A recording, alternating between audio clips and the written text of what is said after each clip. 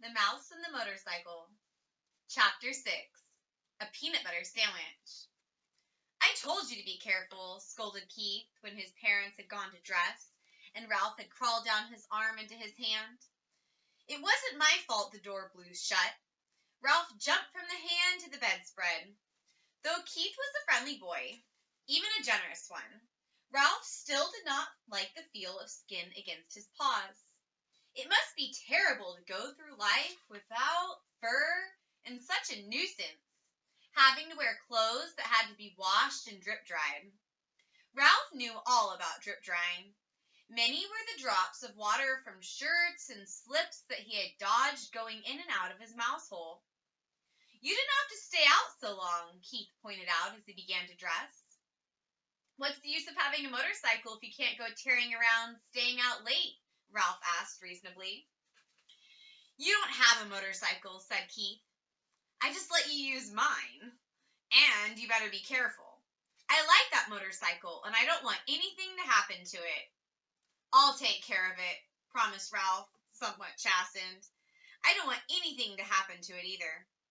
It's going to be harder to get a chance to ride it now that my mother has seen you, said Keith. She's a terribly good housekeeper, and she's sure to complain to the management. Speaking of breakfast, you people are too tidy, complained Ralph. I'm not getting enough to eat around here. You don't leave any crumbs. I never thought of it, said Keith. What would you like to eat? Ralph was astounded. This was the first time in his life anyone had asked him what he would like to eat. It had always been a question of what he could get his paws on. You mean I have a choice? He asked, incredulous. Sure, said the boy. All I have to do is order it when we go down to breakfast and then bring you some. Ralph had to take time to think. After a diet of Zwieback and graham crackers, provided by little children, bits of candy, an occasional peanut or apple core left by medium-sized children, or a crust of toast and a dab of jam left by an adult who had ordered breakfast sent up from room service, the possibilities of choosing his own meal were almost too much. I know what I'd like, Ralph said at last, but I don't know what you call it. Once, some people who said they were almost out of money stayed in these rooms. They had 4 children, all of them hungry, and they couldn't afford to go to the dining room. So they got some bread and spread it with something brown out of a jar and put some more bread on top of that. They whispered all the time they were eating because they didn't want the maid or bellboy to know they were having a meal in their room. Afterwards, they all got down on their hands and knees and picked up every single crumb on the carpet, so no one would guess they had eaten in their rooms. It was a great disappointment. It smelled so good, like peanuts, only better. The boy laughed. It was a peanut butter sandwich. Sure, I'll bring you a peanut butter sandwich, or part of one. I'll eat part of it myself. It'll be kind of a funny breakfast, but I won't mind that. Where will you leave it? Asked Ralph. He thought a minute. Where do you live? He asked. In the knothole under the window. No kidding, Keith laughed. That's the hole I poked my finger in last night. I'll say you did, said Ralph. Scared me out of a year's growth. Nobody has ever guessed it's a mouse hole because it's a knothole instead of a chewed hole. I'll tell you what, said Keith. I'll bring up part of a peanut butter sandwich and poke it through the knothole. Just like room service. Ralph could not have been more pleased with the suggestion. What about the motorcycle? He asked. Where are you going to leave that? In my suitcase, I guess. Aw, come on, pleaded Ralph. Have a heart. Leave it somewhere where I can get it while you're out during the day. You're supposed to be in your mouse hole, asleep, not riding around in the daylight where people can see you.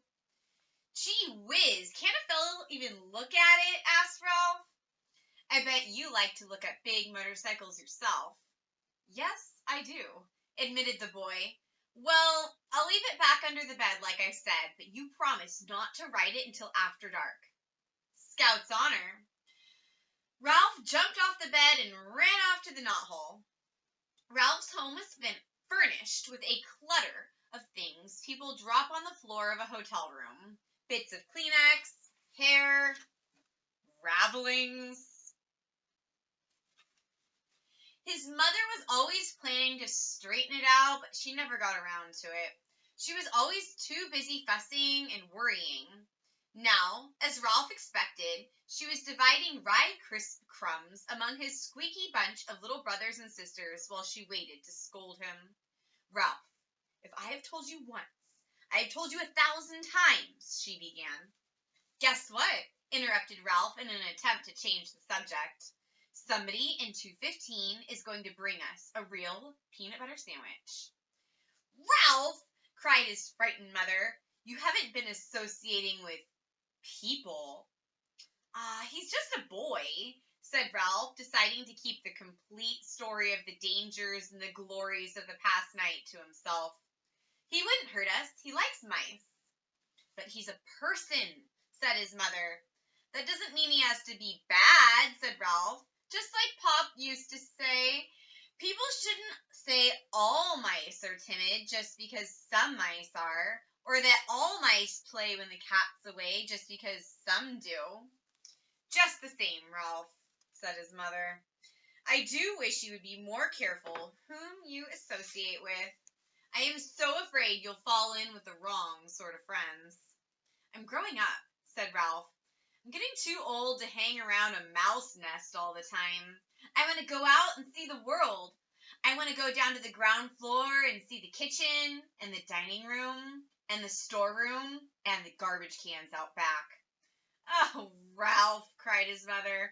Not the ground floor, not all the way down there. You aren't old enough. Yes, I am, said Ralph stoutly. There's no telling what you might run into down there. Mousetraps, cats, poison. Why, out by the garbage cans you might be even seen by an owl. I don't care, said Ralph. Someday I'm going downstairs. But think of the owls, Ralph, implored his mother. We moved into the hotel because of the owls. It was after your Uncle Leroy disappeared and his bones were found in an owl pellet. The mother mouse's plea was interrupted by the sound of Keith returning to room 215.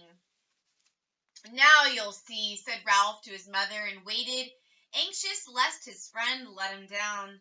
Sure enough, Keith came to the knothole. Psst, he whispered.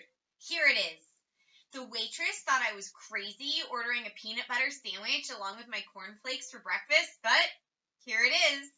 He stuffed half a sandwich a bit at a time into the hole, where Ralph seized the pieces and pulled them all the way through. Listen, we're going to be gone most of the day. The dining room is packing us a picnic lunch, and we're going to drive along some of the back roads and visit some old mining towns. Thanks a lot, Ralph managed to say with his mouth watering. Have fun. See you tonight, said Keith.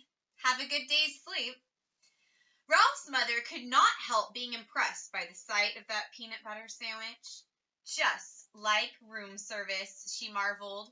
Why, it's a peanut butter and jelly sandwich, and it even has butter in it. I told you he would bring it. Ralph could not help boasting, even though his mouth was full.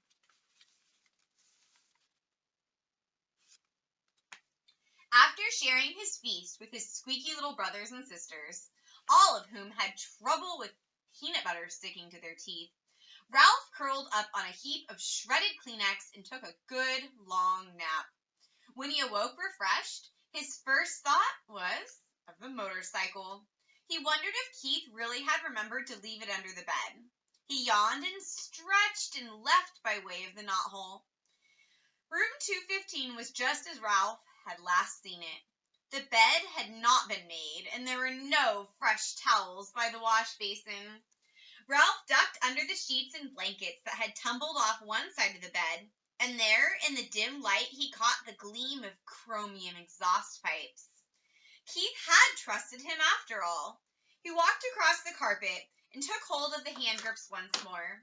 They felt just right in his paws, and he longed to be off, speeding around the threadbare spots on the carpet. But a promise was a promise.